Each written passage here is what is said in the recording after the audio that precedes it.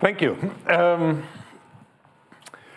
Thank you for having me here. It's, as always, exciting because this year we have some very special announcements actually to make, which will be really maybe a little bit surprising. What we're going to do today. Okay, first of all, we're going to look a little bit what happened last year. What happened last year on the Kamailio project, and especially on the IMS part of it. Then we will be looking a little bit into how is the architecture of IMS, just a quick overview. Those of you who have been here last year, they will probably recognize the slides. And then, of course, we will do some basic installation and configuration of a mobile network. And last but not least, we're going to look a little bit into provisioning and configuration of everything. This is basically our goal for today. Just a quick question. Who was here last year for my workshop on installing IMS? Did somebody try it? Did anyone have success? Okay, at least one, at least one. Okay. First of all, let me start a little bit why we want to do VoLTE. And this is usually something that most people don't understand. First of all, if you're a mobile operator, you have one big cost point. And that's the spectrum. You really have limited spectrum. You cannot get as much spectrum as you want. If you look at T-Mobile US, they paid a fortune on getting new spectrum. So we really have to be sure to use that spectrum really efficient. If you take a traditional 2G, 3G network, then okay, you have 40% used for voice in that 2G, 3G network, which is really quite a lot. If you switch to voice over LTE, it's down to 10%. This is really a huge benefit. And of course, one real big point is that if you build a new 4G network, it's tremendously cheaper than building anything that you had before. This is basically the reason why if you see new networks coming up, they will be pure LTE networks. No one is going to build any more 2G, 3G. It's simply not worth it. It's really a cost factor that's driving VoLTE. If you look at the VoLTE, at the voice over LTE infrastructure, then you will notice that it's basically IMS. And IMS has been around for like 30 years, I don't know, for really quite a long time. And it never really took off because, okay, people were thinking, okay, it's a bit complicated, it's a little bit, yeah, why do we need this, why do we need that? And but with voice over LTE, it has become the de facto standard for voice over LTE. There has been some attempts to do it on different ways, like voice over generic access, VoLGAR, or something similar, but VoLTE is currently definitely the way to go for mobile networks. If you take, for example, Germany is always a good example because one other topic that's really driving mobile operators is to have converged network. If you go to basically any big operator in Germany, even on the fixed line, you will get IMS, and this is basically because you want to have one network for all your services. So let's look what happened last year. Okay, last year I've been talking about that we added an online charging server because you can do a lot of fancy stuff with Kamailio and the IMS infrastructure, but you definitely also need charging.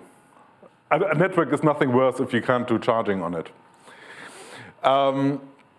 One more thing that we added quite recently is a generic diameter server.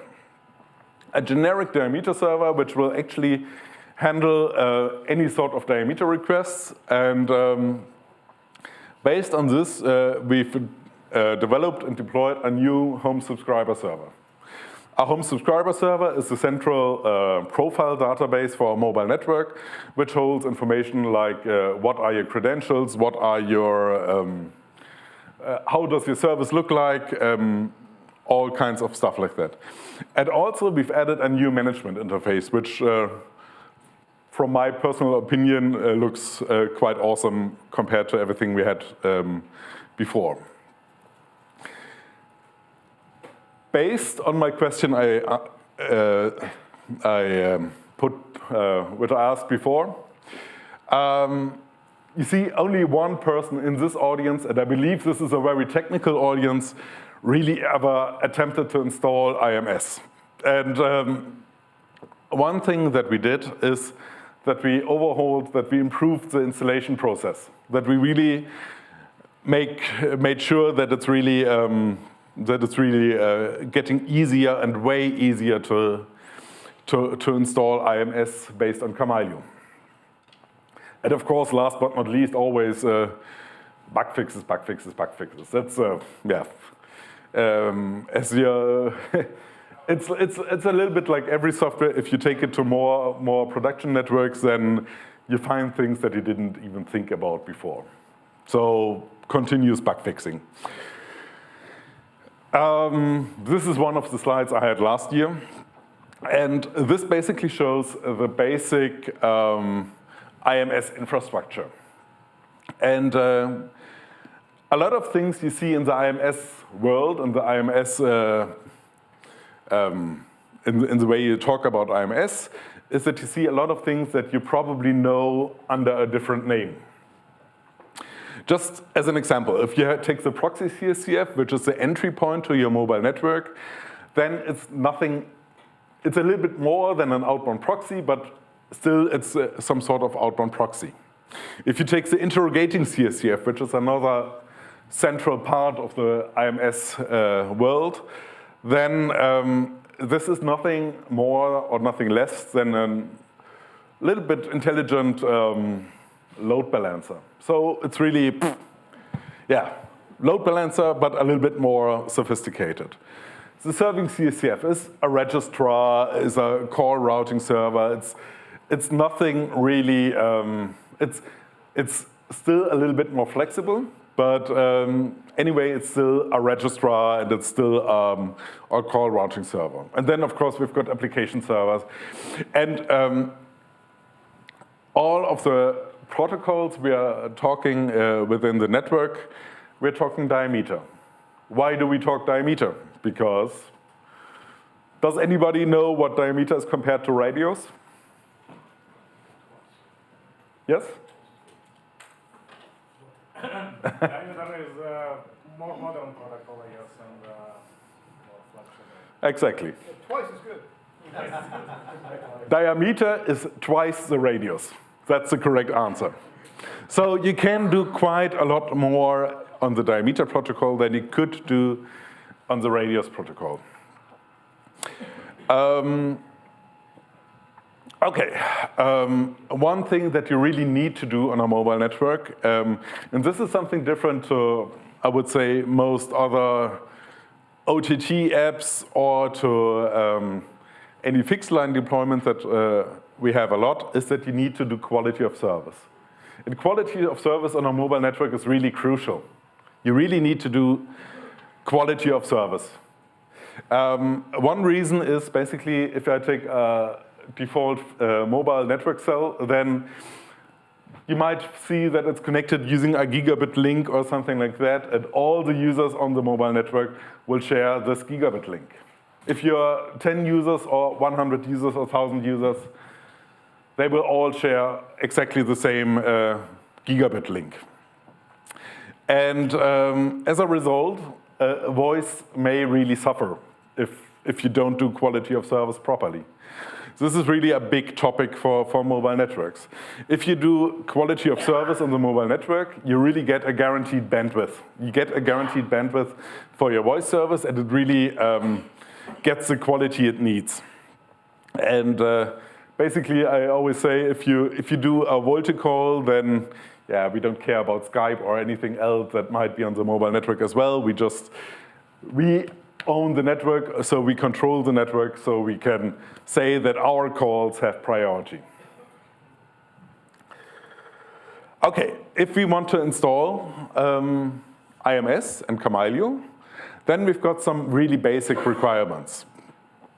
At the moment, all of our deployments are either Debian or Ubuntu. We've got some deployments on Red Hat, but that's, I would say 95% of the deployments are Debian or Ubuntu, so that's what it's optimized for. And quite frequently, if people start with IMS, then they skip the name server. They say, okay, we've got a local hosts file and it's really, yeah, it should work as well, shouldn't it? No, it won't. We really need a DNS server and it really has to be properly configured. Having a real DNS for IMS is a must. And of course, we will need a database, which most commonly is MySQL, but it could be basically any database. We basically use the database for stuff like persisting data on the serving CSCF and on the proxy CSCF, and we use the database for keeping profile information, stuff like that. But yeah, that's why we need a database. On the LTE network, this gets a little bit more complicated. This really gets a little bit more complicated because one thing that most people don't know is that if I take my usual mobile phone, like my Samsung, for example, then it will have a dedicated channel only for the signaling. It's really separated user traffic, like let's say Skype, and the IMS signaling. So even it's really like you're having two different channels on the mobile handset. And if you really want to do voice over LTE, you need to have two different APNs. One reason for this is basically because you want to do a different, you don't want to charge for the mobile traffic, and you want to, and you also want to allow voice calling if mobile data has been turned off, stuff like that. There's a thing called PCO options in the mobile world, which is a little bit, I would almost compare it to DHCP. You connect to the network and you get some options in reply. I think the DHCP protocol also allows assigning zip servers. I've read it somewhere in the spec, but I've never seen it in real life. But this is something that's definitely done on the mobile network. And then, of course, you should do some quality measurements. Like, for example, you have 9 different levels of quality on the mobile network. Like QCA 9 is best effort. Best effort, but no packet loss. And QCI 5 has a little bit higher priority, but still we can tolerate a little bit packet loss. And then we've got QCI 1, which is definitely the best. We need all that we can get, but we tolerate some packet loss. So for the IMS APN, you should be on QCI 5. Okay. If you're not running mobile networks, that's probably something you don't know.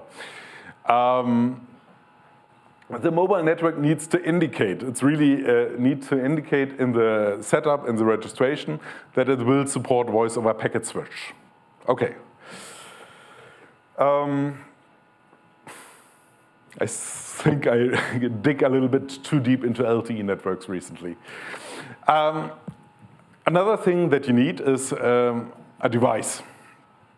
And since IMS is basically just zip, it's purely just zip, you can actually connect any sort of zip-capable device to your IMS network. It can be a desktop phone, like a SNOM phone or a Digium phone or anything like that. It can be a OTT app like Zoipra or Acrobits or something like that, or it could be a pure DSL modem. Basically, any device that can speak zip can connect to your IMS platform.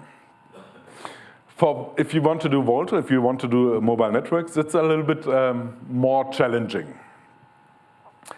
You need a VoLTE-enabled phone. And you know, basically, Qualcomm, which is the main manufacturer of 4G chips for mobile phones, they've been supporting voice over LTE for decades, like more than 10 years, definitely. But usually it's disabled on the phone. So if you just go to the next shop and buy a VoLTE-capable phone, you will probably see that it doesn't automatically work on the 4G network. The device manufacturers, like Samsung, just to give an example, they will actually store the information what networks support voice over LTE in the firmware. So you need to make an agreement with Samsung, for example, to get them to enable voice over LTE on the phone. All manufacturers of phones, they offer engineering versions, but they're kind of hard to get. I have to admit that basically you usually get them through operators, and they only give it them to operators. They don't give it to developers, especially not to open source developers. There's one really nice example, and I really have to mention it, and that's actually the OnePlus phone. The OnePlus made in China, which is a really great phone. And this phone has voice over LTE enabled out of the box. Really, it's plug and play as it should be. But that's unfortunately the only phone that has voice over LTE enabled by default. Okay, so let's get started with the IMS installation. First of all, we need bind and MySQL. And we definitely need a zone file to keep it all up and running. In our repository, we've got a sample zone file for the developer test network defined by the CGPP. And it's basically just copy that file to your local hard drive, configure bind to do though, and restart bind. Probably you want to change some IP addresses, but that's really about it. And you definitely need MySQL. So, in order to make it more easy to install IMS, we've created configuration packages for almost everything. And one reason is basically because one thing is we wanted to make it more easy to run updates. Okay, if you change something, then it should be something like apt-get update and apt-get upgrade to get the latest version. And in order to set up the repository, you can actually download a simple script.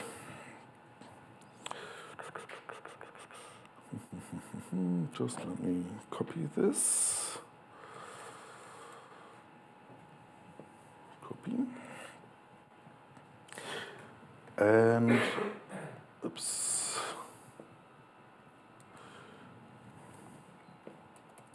Okay.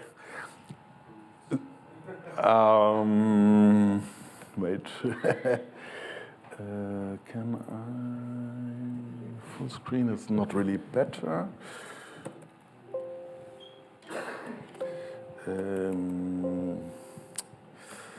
This is a little bit unexpected.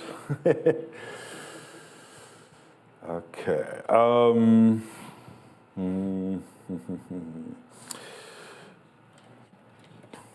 Wait a moment.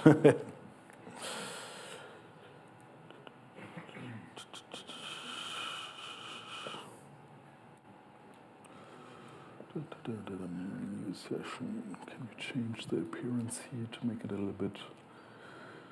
Change a little bit. Bigger size, something like that. Workshop.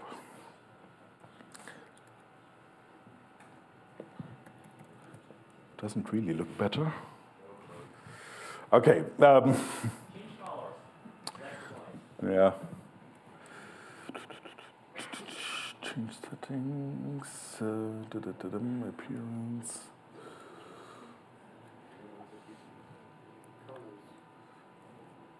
Ah, yeah.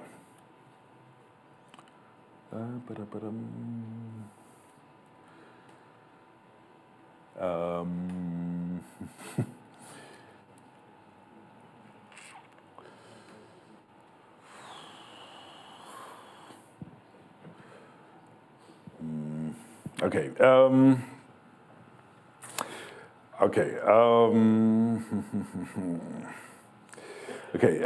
I guess you just have to believe me. But anyway, all I'm going to do is basically download my script, change the permissions of the script, make it executable, and run it. If you look at the script,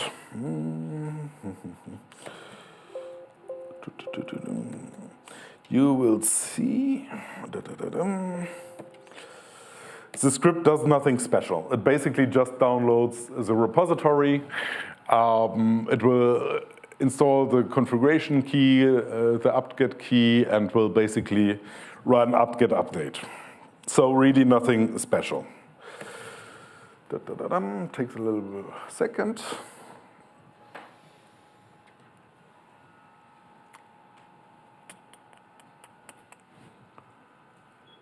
This is live. So once the script has run, I can really simply go apt-get install, IMS PCSCF, IMS ICSCF, IMS SCSCF, and we take the telco suite CRM. And basically just install some really basic packages. Yeah, download 260 megabytes. Okay, and basically everything that follows behind that is really done in some, I would say, almost nice installer. So you get asked quite a lot of questions, like you need to define the country code you're running in. Default is fine, 001 for the test network. You need to define what networks you're listening on. Okay, let's take that one. We've got IP version 4, IP version 6. We need to define a host name. Our new HSS, which we haven't really put on GitHub yet, but we will do this later this week, actually has two modes of operation. One mode of operation is using a standard REST API to execute information between the diameter processor and the worker process. And another way is actually using a RabbitMQ. Each one of those modes has specific benefits and drawbacks. Okay, so just as an easy installation, we use the REST API. So it's again just another questions with a lot of example questions. Okay, we want to allow XML RPC, and even the diameter configuration has been fully automated. Like, okay, what network, what IP address should we listen on? What's the port for diameter? What's the peers we should listen on? Okay, next one. And it really goes on and on and on like this. What protocols are we listening on? Really everything that you need to configure, you configure it using a graphical or at least some sort of installer which should guide you through the installation. Okay, we've even got, of course, we've got native integration into Homer, which is really nice. Even this is configured using the configuration file. So in theory, it's really a little bit in theory, you should not need to touch any of the configuration files. It's really install the package and go have fun. Okay, we've got some database set up, create database. We've got, what's the root user? Proxy CSCF. It's really goes on and on and on. What you will see, for example, here is that on the proxy CSCF, since it's where we're trying to do some converged network, you can actually run UDP, TCP, TLS, WebSockets, and WebSocket via TLS on the proxy CSCF. So it's really, okay, we want to send it to an SBC, stuff like that. Really,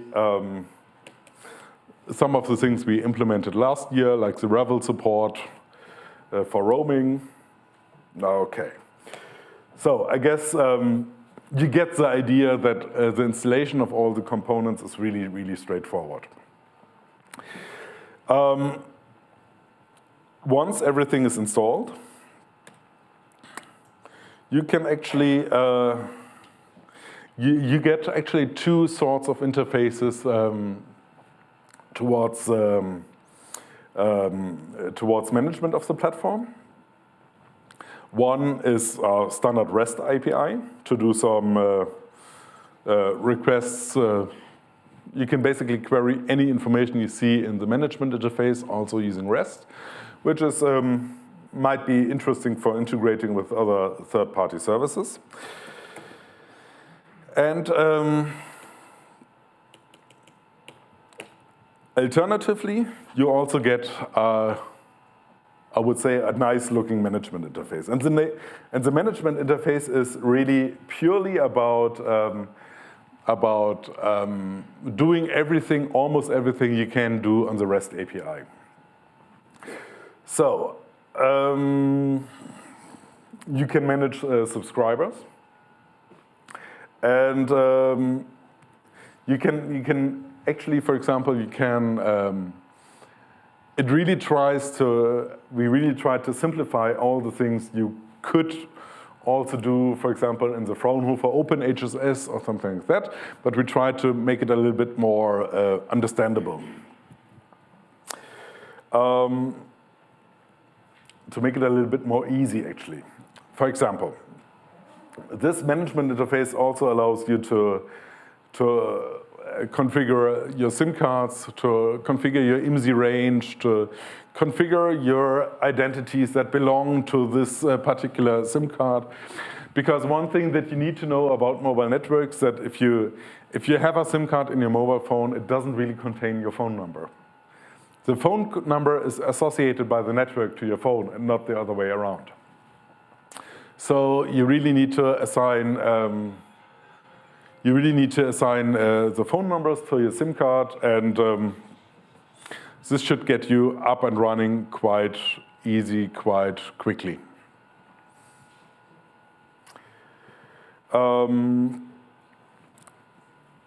As part of the IMS platform, a part of the ecosystem, we also got a whole bunch of supplementary services. And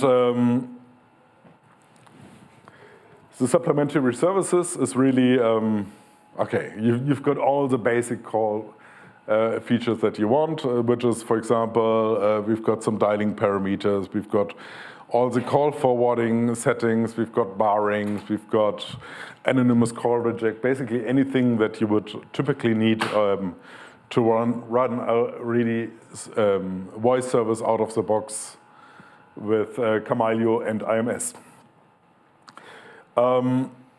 Even though I speak a lot about mobile networks and I speak a lot about voice over LTE and stuff like that, you always need to know that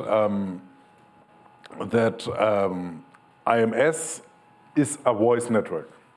And running voice over LTE is just one particular service you're running on the IMS platform, but it's basically designed to run any kind of voice service. So we've got, we use this quite frequently also on fixed networks. It's really, it should be one network for anything you want.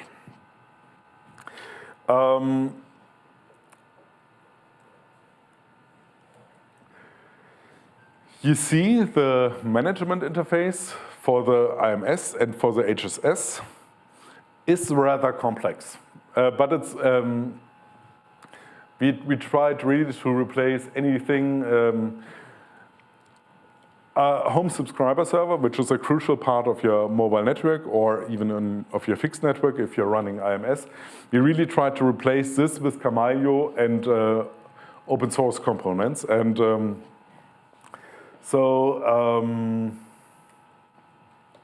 for example, we've got all the service profile configuration. The service profiles is basically a little bit like you're defining what kind of services you support for your subscribers, what kind of services you run for the users. And for example, you need to define some trigger points. Trigger points are usually like you're defining, okay, I've got a zip method invite, and I want. If this trigger fires, then I want to run a specific service. Like in this case, I want to run a basic voice service.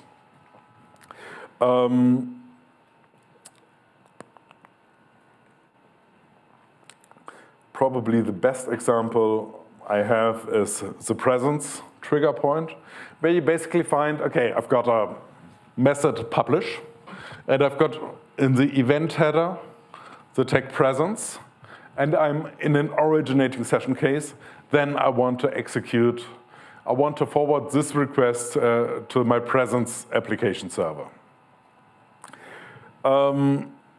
And you get this actually quite a lot for subscribe, for anything. But with this methods, you can actually run really different application servers for different users, which might be useful if you run like a different sort of sets. For example, you might have different services running for mobile users and for fixed line users, stuff like that. It's really comprehensive. One thing that we are missing right now, and I really have to admit that, is the documentation is not yet complete, but we're working on that. Okay.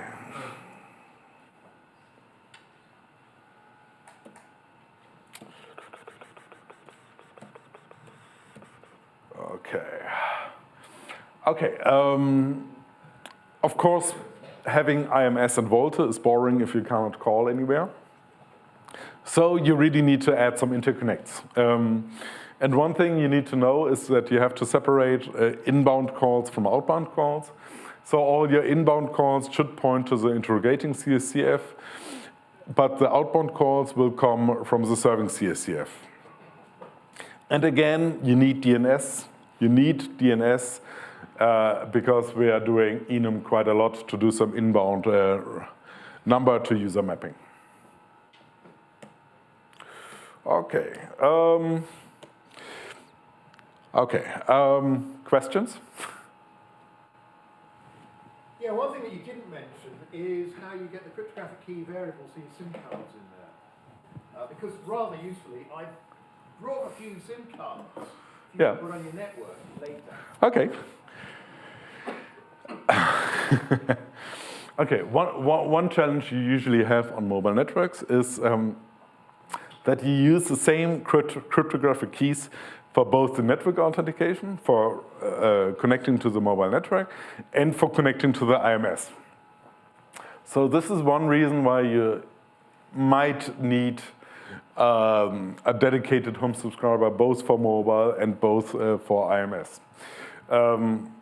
You need to provision the cryptographic keys on our HSS, and that should do.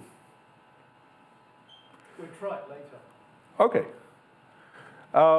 More questions? I think, yeah. You mentioned about Intel. Do you also have the application server supporting? We have an application server for voice services.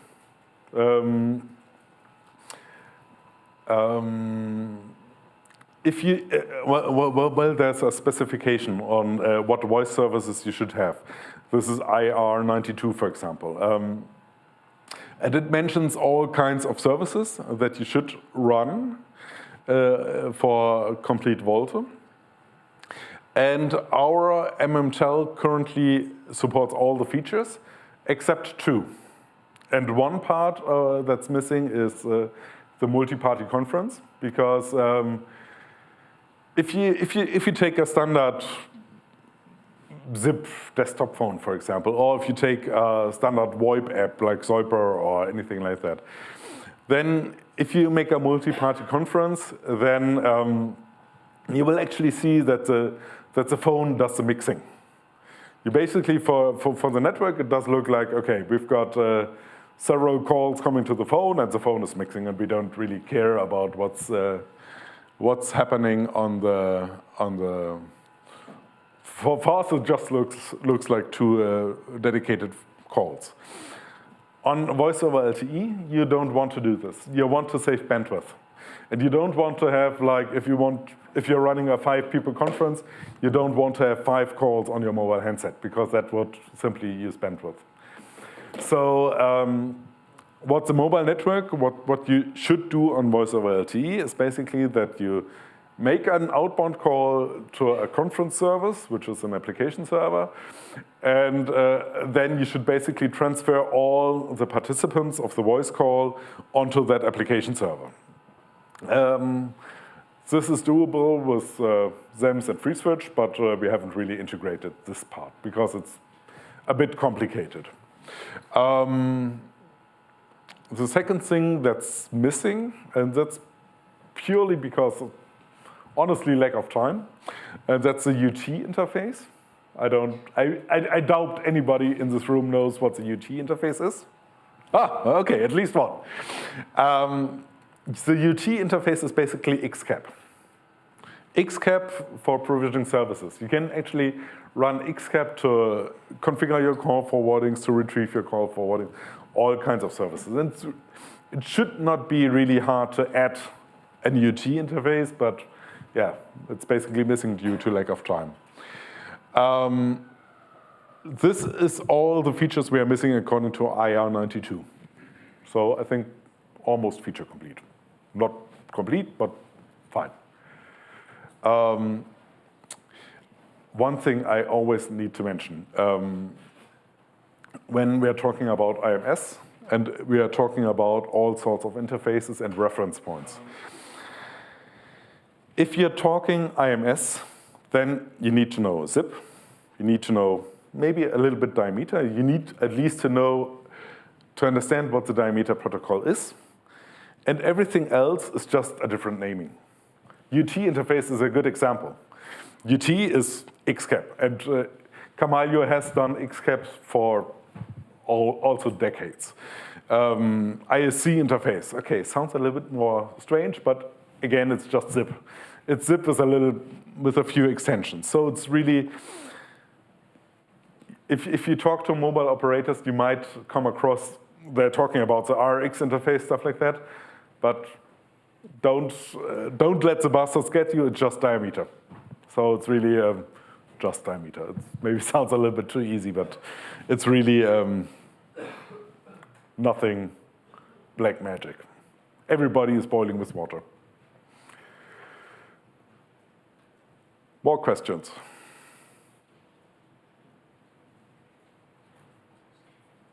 Yeah?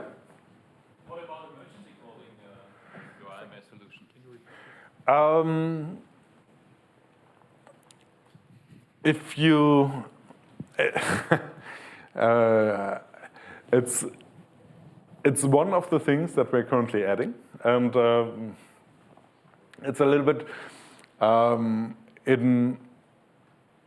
currently you have to know that, for example, most of the networks we're operating in with open source IMS right now are, yeah, I heard once people say, okay, well, we've got emergency calling, but even if we call there and if we reach someone, it's not sure they're coming.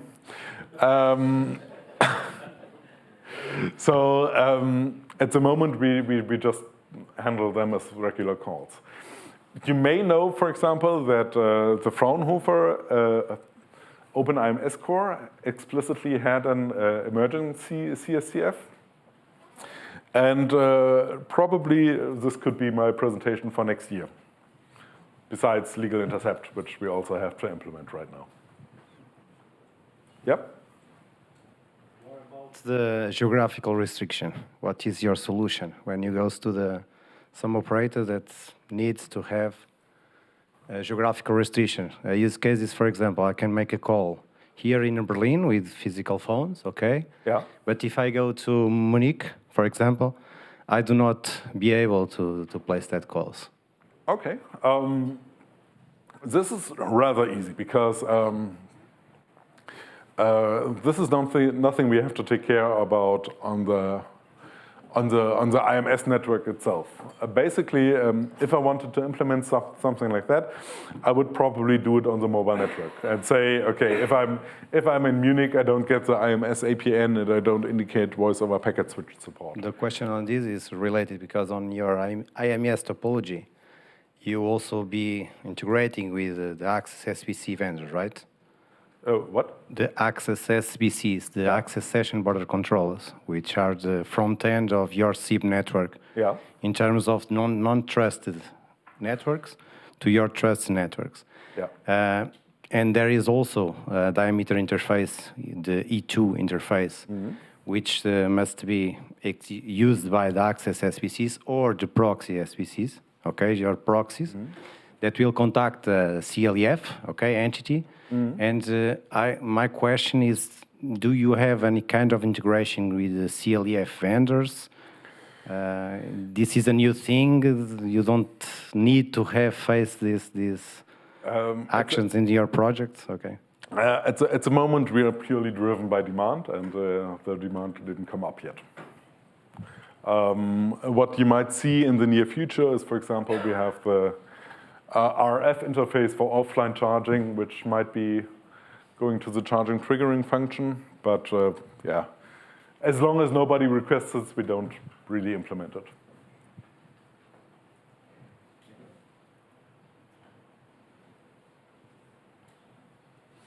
Okay. No more questions? If you want to see everything live, we have a presentation outside tomorrow or the day after. Yeah. So that's it from my side, I guess, if no more questions are up.